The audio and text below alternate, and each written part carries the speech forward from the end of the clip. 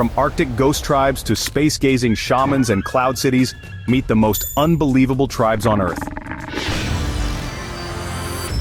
In the far north of Australia, there's a land where ancient traditions live on as if time barely touched them. Arnumland is home to some of the oldest continuous cultures on Earth. The Aboriginal people here are the keepers of Dreamtime, a rich, powerful belief system that explains the creation of the world, the land, and everything that walks, swims, or flies.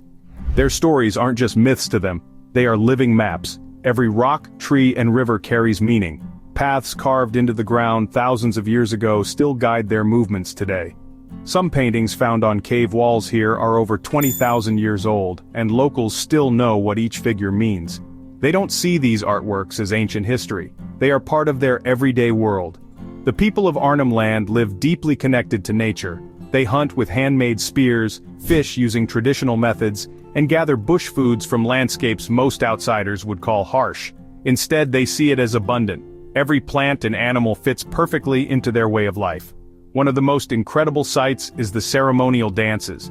Dressed in striking body paint and feathers, they move with a rhythm that feels both primal and impossibly graceful. The dances retell ancient stories, passing knowledge across generations without a single written word. In Arnumland, history breathes in every heartbeat. Far from Australia's ancient rock paintings, deep in the rugged hills of Sudan, lives a community that treats the body like a living canvas. The Nuba people are famous for their stunning body art and legendary wrestling matches. Covered head to toe in white, yellow, or red earth pigments, they transform themselves into walking works of art.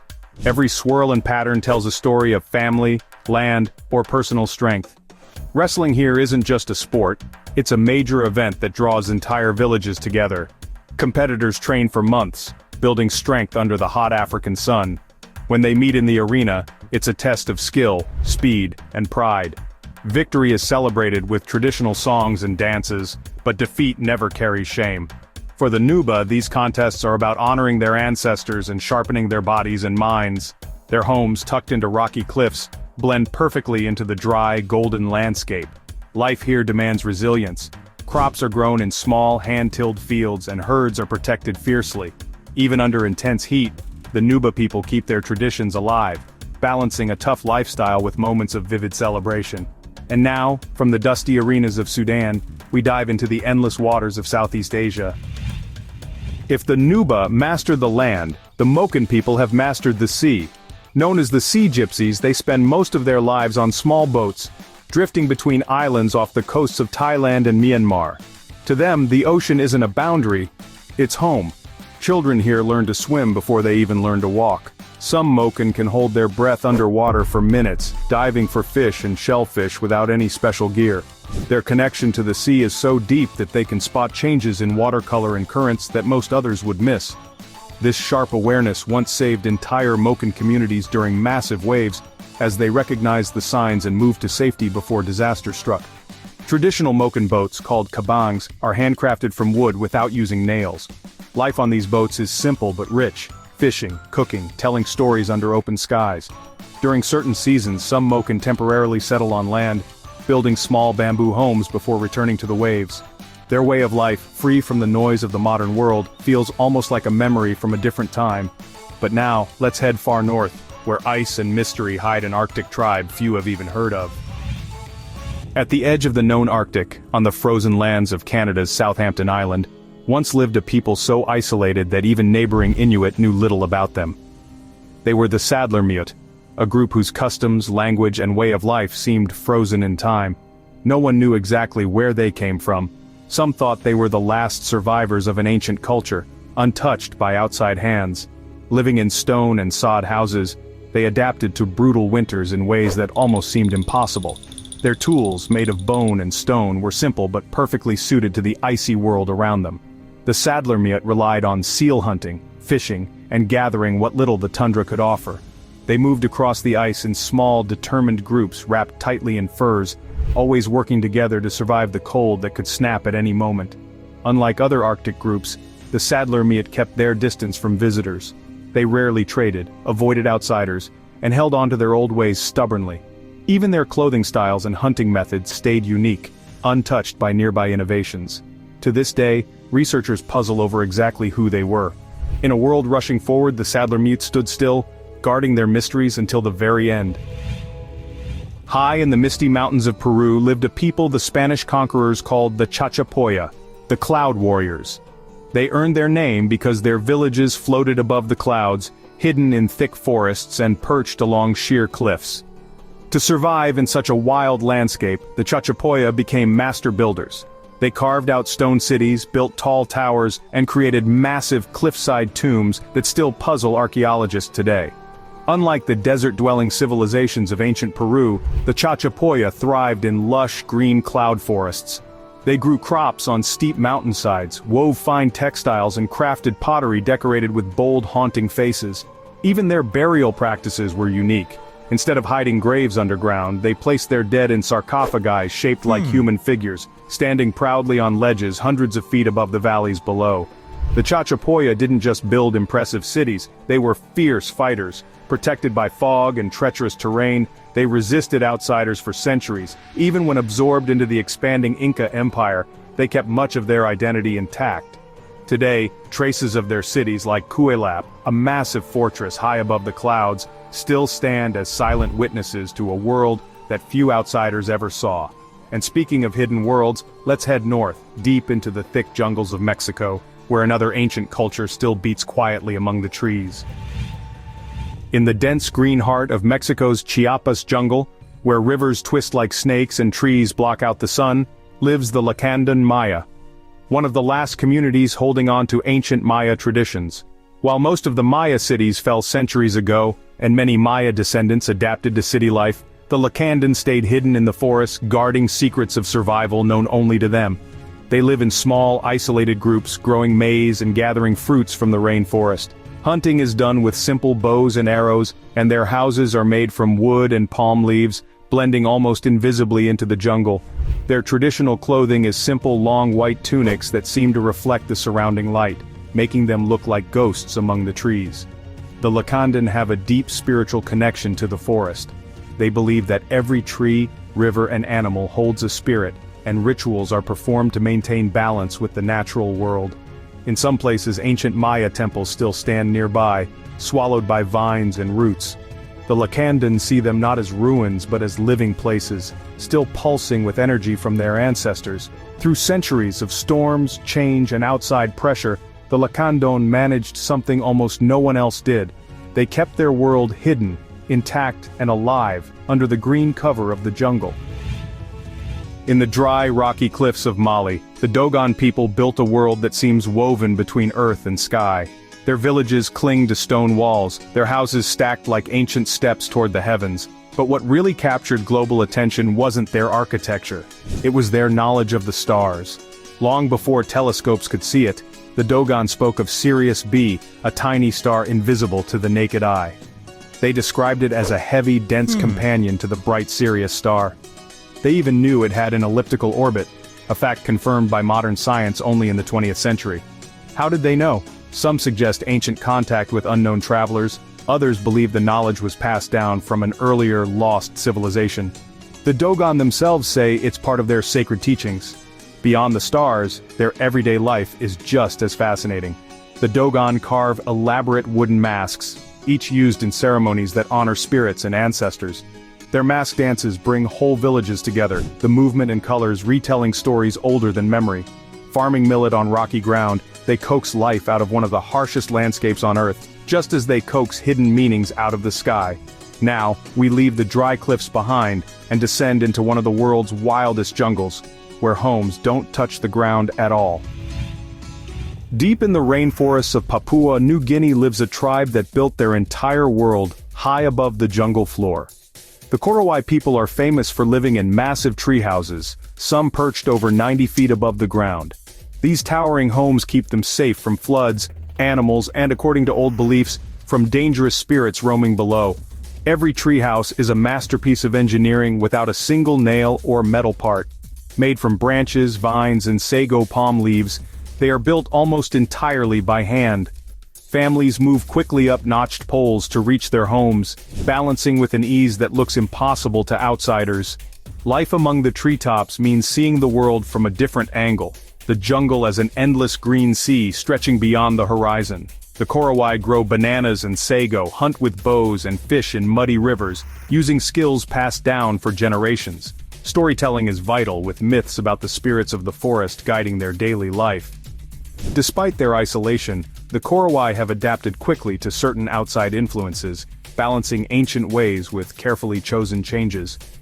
High above the ground, surrounded by endless green, the Koroai prove that sometimes survival depends on thinking vertically, not just forward. In one of the most remote Arctic valleys, a team of scientists made a discovery that stunned the world. Beneath layers of ancient ice, they found the remains of what appears to be a massive migration, thousands of figures frozen in motion.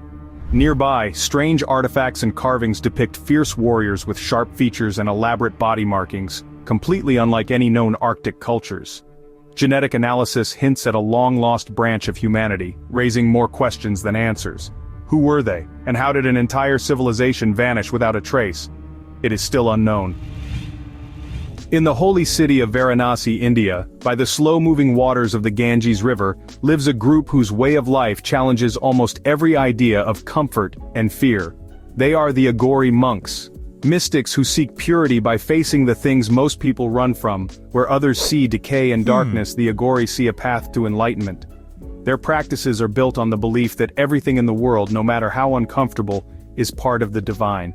Instead of turning away from what is considered impure, they embrace it fully. They live among ancient riverbanks, meditate in isolated places, and cover themselves in ash from sacred fires.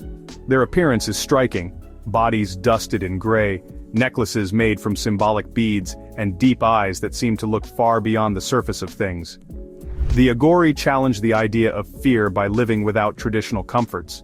They often renounce family ties, material possessions, and even conventional homes. Their days are spent meditating, chanting, and connecting deeply with the world around them. To them, true freedom comes not by avoiding the difficult parts of life but by walking straight through them without flinching. Deep in the dense jungles of Ecuador lives the Huani, a people whose bond with the rainforest is so complete that they are often called its fierce guardians. For generations, the Huani lived almost entirely isolated, moving silently through the green maze of trees and rivers. Their knowledge of the Amazon is unmatched. They know which plants heal, which rivers hide fish, and which paths are safe when storms roll in. Traditionally, Huarani hunted with long blowguns and handmade spears, moving with such skill that they could seem almost invisible among the trees. Their villages are small and built to blend into the forest, with homes made from wood and palm leaves. Every step they take through the jungle carries the weight of generations of survival knowledge. Language among the Huarani is rich and full of unique words for the endless shades of green around them. Stories are passed from one generation to the next, not with books, but through songs, dances, and oral traditions. In recent years, some Huarani have chosen to interact more with the outside world, while others still remain deep within the forest, choosing the old ways. From the tangled jungles of the Amazon, we now travel across continents to the snowy edges of Europe, where a different kind of nomadic life has endured for thousands of years. Across the sweeping, snowy landscapes of Norway, Sweden, Finland, and parts of Russia, the Sami people have lived for centuries, thriving where the winters are long and the sun barely rises. Unlike most Arctic groups tied closely to the sea, the Sami turned inland, building a life around one of the most iconic animals of the north, the reindeer. For the Sami, reindeer are more than just animals. They are essential companions, providing transport, food, and clothing. Traditional Sami clothing, called gakti, is brightly colored, detailed with patterns that often tell where a person's family comes from. During festivals, the sight of Sami herders dressed in gakti guiding hundreds of reindeer across snowy fields is something unforgettable. Their homes, called lavu, are shaped like teepees and designed to withstand brutal Arctic winds. Inside, fires burn through long, dark winters, keeping families warm while stories are shared about ancestors, spirits, and the ancient forces of nature. Even today, many Sami maintain strong traditions of reindeer herding, fishing, and crafting. Hidden deep in the rugged forests of Palawan Island, the Batak people live a life shaped by the rhythms of the land. Their name means mountain people, and it fits perfectly. They are among the smallest and oldest indigenous groups in the Philippines, with traditions stretching back thousands of years. The Batak survive by blending hunting, gathering and farming in ways that feel almost invisible to outsiders. They know which tree bark can heal a fever, where the rivers will offer the best catch, and how to move quietly through thick jungle without disturbing the forest's deeper life. Their connection to nature isn't just practical, it's spiritual. Every stream, rock, and old tree is believed to hold a spirit. Before hunting or gathering, the Batak often perform small ceremonies to ask permission from the unseen guardians of the forest. Their homes are built from bamboo and palm leaves, light enough to be moved if needed. In Batak culture, community ties are everything. Decisions are made together, and survival depends on sharing knowledge, food, and protection. Even today, despite pressures from modern life, many Bataks still pass down ancient survival skills to their children, teaching them not just how to live in the forest, but how to live with it. Deep within the thick rainforests of Ecuador and northern Peru lives the Schwar, a people long known for their unmatched connection to the jungle and their incredible warrior traditions. Among all indigenous groups of the Amazon, the Schwar stand out for a very unusual practice that captured global imagination. They are known as the last people to create ceremonial shrunken trophies from their enemies, though today this ritual is no longer practiced. The Schwar's true strength, though, lies in how deeply they understand the jungle around them. Their homes are hidden beneath towering trees, their paths invisible to outsiders. They hunt with blowguns and spears, gather fruits, and use powerful medicinal plants known only to them.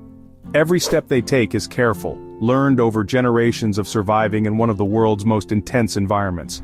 The Schwar see the forest as a living, breathing world.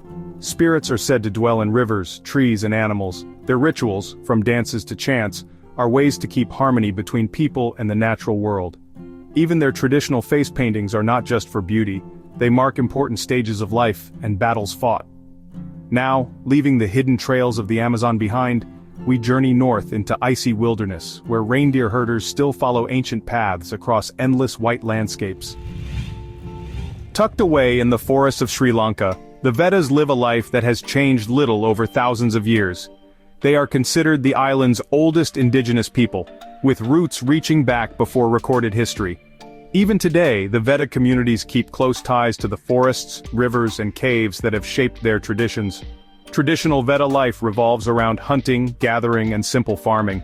They move lightly through the jungle, skilled in using bows and arrows to hunt deer and small game. They also collect honey, a food prized not only for its sweetness but for its spiritual importance. Honey gathering trips are often accompanied by chants asking the forest spirits for safe passage. Their homes are basic but perfectly adapted to their environment. Simple huts made from wood and leaves, offering shelter during the island's heavy rains. Language among the Vetas was once entirely their own, though today many speak Sinhala, while still holding onto ancient words and expressions. Storytelling remains vital. Around evening fires, elders pass down the myths of creation, the deeds of great ancestors, and lessons about living with respect for nature. The Vedas show that survival isn't just about fighting the wild, it's about living as part of it. Deep in the dense green heart of the Amazon, the Yanomami people live almost entirely cut off from the modern world. Straddling the borders of Brazil and Venezuela, they have called the rainforest home for centuries. Their villages, called chabonos, are massive communal structures built from wood and palm leaves, housing dozens of families under one giant roof. Life under the chabono is built on sharing, food, stories, and protection from the wild. The Yanomami are expert hunters using bows and arrows tipped with natural poisons, and they cultivate gardens that burst with bananas, manioc, and tropical fruits. They have an astonishing knowledge of the forest's hidden pharmacy, using plants to heal wounds, ease fevers, and even calm restless spirits. Spiritual life among the Yanomami is rich and layered. Shamans, guided by the spirits of the forest, help maintain the balance between humans and nature. Every living thing is part of the great web of life, a belief that shapes how the Yanomami hunt, gather, and raise their children. Their existence shows that true survival isn't just about taking from the land, but about listening to it.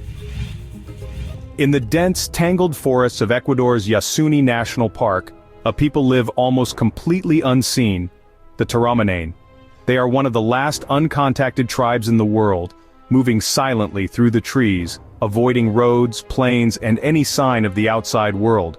Few have even glimpsed them, and even fewer have earned their trust. The Terramman build their shelters from fallen trees and woven leaves, moving often to keep ahead of threats and to follow the forest's rhythms. They hunt monkeys and birds with blowguns, fish in hidden streams, and gather fruits from towering trees. Everything they need comes from the rainforest. Unlike many tribes who have opened small windows to the modern world, the Terramman have chosen complete isolation. They communicate through signs, sounds, and a language that remains almost entirely undocumented. Their decision to remain hidden protects them, not just from disease but from losing a way of life that has lasted for generations. They are living proof that deep within the modern world, there are still mysteries untouched by time. Across the frozen tundras of northern Siberia, where temperatures drop below -50 degrees Fahrenheit, and daylight can vanish for months, the Nenets people have mastered survival against the odds. For generations they have followed the migration of their reindeer herds across thousands of miles, moving with the seasons in a rhythm older than recorded history. Their homes, called chum, are round tents made from reindeer hides stretched over wooden poles. In a landscape where trees are rare and snow dominates the horizon, these portable shelters offer warmth, light, and a center for family life. Moving across ice-crusted rivers and endless white plains, the Nenets guide their herds with a skill passed down for centuries, reading subtle changes in the wind and snow the way sailors read the sea. Reindeer are everything. They provide clothing, transport, food, and even the material to build shelter. Children learn early how to ride, herd, and care for these vital animals. Life here is hard, but it is rich in traditions. Colorful festivals, songs sung under vast skies, and ceremonies asking the spirits for safe passage through winter storms. The Nenets show that even in the coldest, harshest corners of the planet, life can not only survive, it can thrive, carrying forward stories, songs, and hope across frozen lands. That's about it. Which tribe surprised you the most? Write in the comments. For more useful information, watch other videos.